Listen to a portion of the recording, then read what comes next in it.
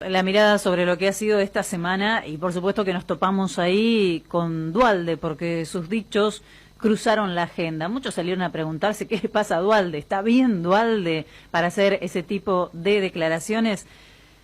Fue un desenganche de la realidad. Esto es lo que dijo el expresidente para justificar esas aseveraciones en cuanto a un supuesto golpe. Y por si no alcanzara con esa expliqueta, aseguró que lo que acompaña a la pandemia produce actitudes psicóticas y nunca como ahora ves gente que dice cosas que en su sano juicio no diría. Voy a dejar ahí los dichos de Duhalde, quedaron afortunadamente en la semana, fueron repudiados, etcétera.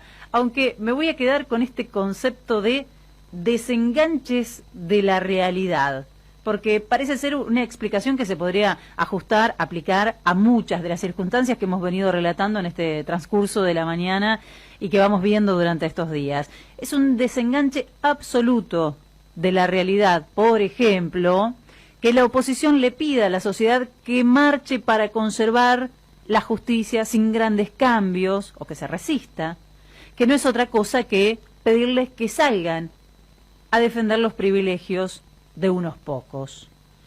Es un desenganche con la realidad que en medio de una pandemia con millones de pobres, 12.000 titulares de las fortunas más grandes le pidan al resto de la ciudadanía empatía y que se conviertan en cierta forma en guardianes de su fortuna.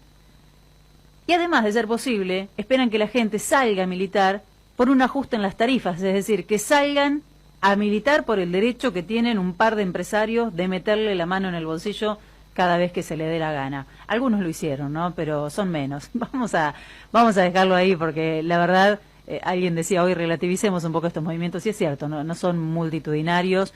Hay otro número circulando por ahí que dice que hay un 70%, son varios los sondeos en ese sentido, 70% aproximadamente de la población está acompañando, en términos sanitarios estoy hablando, lo que hace el gobierno de Alberto Fernández, y me parece que va por ahí. A través del discurso de sus medios quieren generar un estado de confusión tal como para que todos salgan a defender intereses ajenos, aún intereses contrarios a los de la mayoría. Esto es que te tomen por estúpida o por estúpido, o esto es que te pretendan efectivamente desenganchado de la realidad. En definitiva trabajan para eso, ¿no? Para que todos estemos absolutamente desenganchados de la realidad. Anoche el presidente en C5N dijo una frase que es una obviedad, pero que reviste de mucha gravedad y que creo que no se le dio en todo este tiempo a esa situación puntual la importancia o la gravedad que tiene. Alberto Fernández aseguró que cada vez que hubo una marcha, 15 días después, se vieron aumentos de casos. Gravísimo. Todos sabemos quiénes fogonean, quiénes participan y festejan estas marchas. La festejó Macri, ¿se acuerdan, no? Desde lejos, por supuesto, no se va a bajar, no va a venir a la calle a contagiarse. ¿Qué sector de la política encontró una veta para hacer notarse con estas manifestaciones? Lo sabemos perfectamente. Ahora la pregunta es, ¿cuál es la responsabilidad para este sector de la oposición por poner en riesgo la salud de la población? ¿Cuál es por poner en riesgo el sistema sanitario? Hablábamos anteriormente con un diputado que nos contaba de la presentación judicial a una conductora de televisión por este discurso sobre las libertades, principalmente por el consumo del dióxido de cloro. Pero, ¿cuál es la responsabilidad que le cabe a la oposición y a los sectores de poder concentrados por fogonear este tipo de marchas en donde se producen contagios?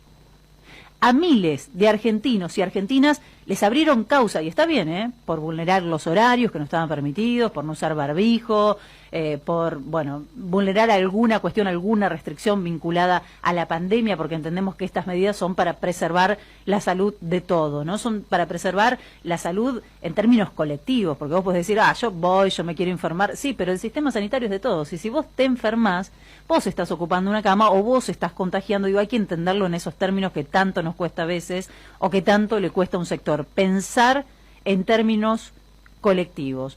¿Por qué los que ponen en riesgo la salud de todos entonces no tienen que rendir cuentas de nada. ¿Por qué las policías, por qué la justicia actúa tan rápido con algunos sectores y se distrae tanto con otros? Y ojo, porque hay también un sector importante de la política que mira para otro lado cuando esto es muy evidente. La oposición y los medios concentrados vienen endureciendo su discurso desde hace ya semanas. La virulencia constante, los ataques constantes hacia el gobierno del Frente de Todos ya no son una sorpresa, les diría que los tenemos naturalizados. Siguen ilusionándose a diario, con una explosión que desactiva un gobierno elegido democráticamente. Eso los define como lo que son. Sueñan con que el gobierno explote o implote, o con que no finalice su gobierno Alberto Fernández. Hoy Clarín nos cuenta que Juntos por el Cambio tiene listo un documento para que el Ejecutivo tenga en cuenta en la pospandemia, en el que planean aspectos para consensuar en lo institucional, social, productivo y la integración con el mundo. Parece un chiste, de verdad, parece un chiste. Es decir, estos tipos que reventaron la producción, que empobrecieron a la población, que generaron desempleo, 4 millones de pobres nuevos, se llevaron puestas todas las instituciones, son los mismos que espiaban a funcionarios, a opositores y a gente de su propio partido, los que están hablando ahora de transparencia e institucionalidad. Y son los que perdieron las elecciones, además hay que recordárselos. Están prácticamente pretendiendo gobernar, marcar el rumbo, dicen, en lo institucional, en lo social, en lo productivo. El viernes no hubo conferencia en conjunto, como viene sucediendo, entre el presidente Kicillof y Larreta. Muchos hablan de las tensiones que existirían desde hace tiempo. Algunas son obvias, ¿no? Estamos hablando de Larreta, que viene de un espacio como Juntos por el Cambio y del Frente de Todos. O sea, hay tensiones que van a ser obvias, lo que no quita que puedan trabajar en conjunto como tienen que hacerlo. Apuntan al desgaste de este vínculo, especialmente después del contrapunto por el anuncio del regreso a las escuelas en la capital del país. Y en este aspecto, en esta lectura política, me parece que fue notorio en la semana el tono enérgico y mucho más firme del presidente Alberto Fernández en el marco de la inauguración de la estación Villarrosa, también anoche en televisión, muy crítico con lo que fue el gobierno de Cambiemos, poniendo de relieve las diferencias entre la oposición y el proyecto del Frente de Todos, y probablemente ya era hora. Ese posicionamiento, esa diferenciación entre un modelo y el otro, hay quienes van a decir que se radicalizó, que se kirchnerizó, bueno, ya sabemos todo eso, ¿no? Pero más allá de ese sentido que machacan cotidianamente, es fundamental recordar por qué en diciembre los argentinos votaron como votaron. Fundamental pensar qué sería de nosotros en este momento si Mauricio Macri, ese tipo que... ¿Qué estará haciendo en este momento Mauricio Macri? No sabemos, no tenemos noticias. Imaginen si ese tipo fuera hoy el presidente en este contexto. La última novedad que tenemos de Macri es un tuit felicitando a Clarín por los 75 años, por su trayectoria periodística, profesional e independiente. Eso fue lo último que tuiteó Mauricio Macri. Cuando se escucha a cualquiera de los representantes del PRO criticando las medidas de la pandemia, criticando los acuerdos por la deuda, criticando lo que se discute en el Senado, proponiendo planes de gobierno post-pandemia, solo hay que pensar esto: ¿cómo estaríamos hoy si gobernara Cambiemos? Es un ejercicio contrafáctico, pero no es un ejercicio muy complejo.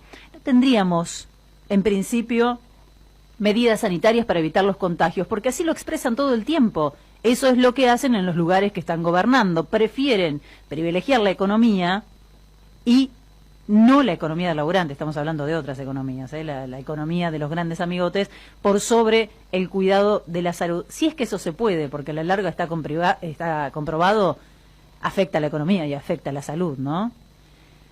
No quiero pensar, como muchos otros, cómo hubieran solucionado la cuestión de la deuda. Imagino que sí, lo hubieran hecho en un plazo mucho más corto y también de forma mucho más ruinosa. Sabemos lo que hicieron con el Congreso y con el nombramiento de los jueces. No hubiera existido proyecto ni debate, con una mesa judicial hubieran resuelto todo. No tendríamos Ministerio de Salud, también lo sabemos. Las tarifas ya hubieran aumentado en varias oportunidades. porque están diciendo que están en contra del congelamiento, es decir, los niños y niñas pobres de todo el país irían a la escuela exponiéndose y exponiendo a sus familias. Básicamente eso sería, no, me parece que no estaría muy lejos de la realidad, ¿no? Si gobernara Cambiemos hoy en Argentina. Y Alberto Fernández les recordó a los argentinos esta semana justamente eso. ¿Quién es ese empresario del que casi no se habla? Les recordó a los opositores y también a los medios de comunicación que Mauricio Macri hubiera preferido que mueran los que deban morir, pero que la economía no se detenga. Esa era la opción Cambiemos.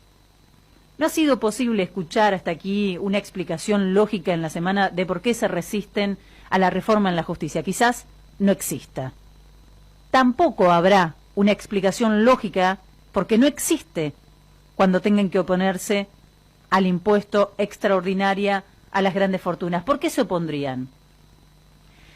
¿Cuál será el argumento válido en estas circunstancias para negarse a gravar por única vez una tasa que va del 2 al 3,5% a patrimonios de entre 200 millones y 3.000 millones de pesos? Son 12.000 personas. Oponerse a esto es un blanqueo de los intereses que representan.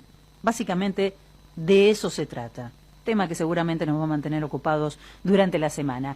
La pandemia pone en escena viejas deudas. Es inentendible que con los niveles de desigualdad existentes en el país, recién ahora estemos discutiendo un impuesto, aporte a las grandes fortunas, que por otro lado hay que remarcar es extraordinario. Esto ocurre, como ya lo dijimos, en todo el mundo. Hace un tiempo hablábamos de esos millonarios que a través de una carta exhortaban a los gobiernos que por favor les cobraran más. Cobrame más, tengo un montón de plata. Es una ignominia esto, mirá todo lo que tengo y la miseria que hay en el mundo. Decían en esa carta, nuestros gobiernos tienen que subir los impuestos a gente como nosotros inmediatamente, sustancialmente, y que sea permanente.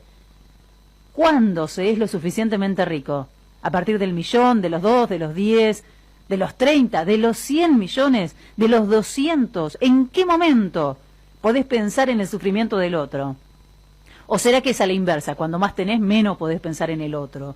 Bueno, por estos lares, los millonarios nos salieron, hay que decir, bastante amarretes. A los trabajadores, y esto hay que tenerlo en cuenta, se les descuenta el impuesto a las ganancias de salarios que no son ni siquiera muy altos, sin que haya habido una sola queja, no se escucharon, ¿no?, durante la pandemia.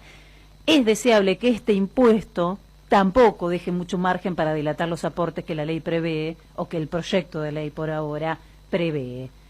Sí, nos vamos a seguir preguntando, ¿tenía que llegar una pandemia para que los que más tienen aporten un poco más? ¿Alcanzará con la pandemia para hablar verdaderamente de la redistribución de la riqueza? ¿Cuándo vamos a poder discutirlo? Y si no es ahora, la verdad, si no es ahora, probablemente esto no sea nunca. Desenganches de la realidad. Quienes más evaden son los que más tienen, y quienes más aportan hoy son los sectores populares. ¿Cómo es que recién ahora lo estamos discutiendo?